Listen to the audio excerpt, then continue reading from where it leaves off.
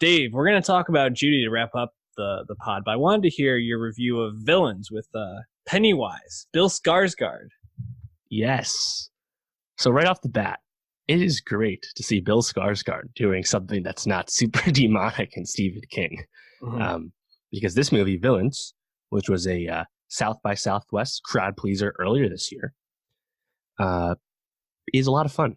And that's kind of what attracted me to the movie. It's the most appealing thing about it is that it just has four great lead performances. Bill Skarsgård and Micah Monroe play Mickey and Jules, these kind of Bonnie and Clyde on the lam kids that rob convenience stores and do coke and stuff like that. Not the more seedy group of people, as the title might suggest. And they stumble across the home of Jeffrey Donovan and Keira Sedgwick, who they soon find out are even more twisted than they are.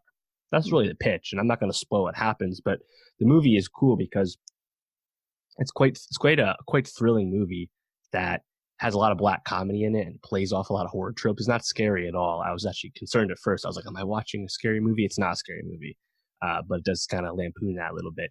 And starts off with a really fast-paced thing that really sucks you into it. And because all four of these performances are so magnetic in the movie, it's just a really good time.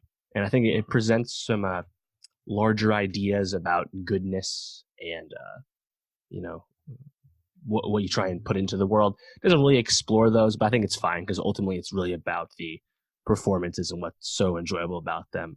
Micah Monroe, someone I'd been aware of for a while. She was in Independence Day Resurgence, not the best movie ever, of course, but probably made her bones with It Follows back in the day, and she's coming up in Honey Boy, the Shia LaBeouf movie. She's definitely on a rocket ship to success. Really, really compelling actress. And Bill, I don't think he's doing anything as overt as it, of course, but it's just cool seeing him show a different side to his talent. And the thing was interesting me about this too is when I was digging into it. So it's directed by these two dudes, Dan Burke and Robert Olse. Yes, there it is. I was like, I didn't even write their names down. Yes, so these guys, this is their directorial debuts. This was a Blacklist script a few years ago that kind of got picked up and they got it made.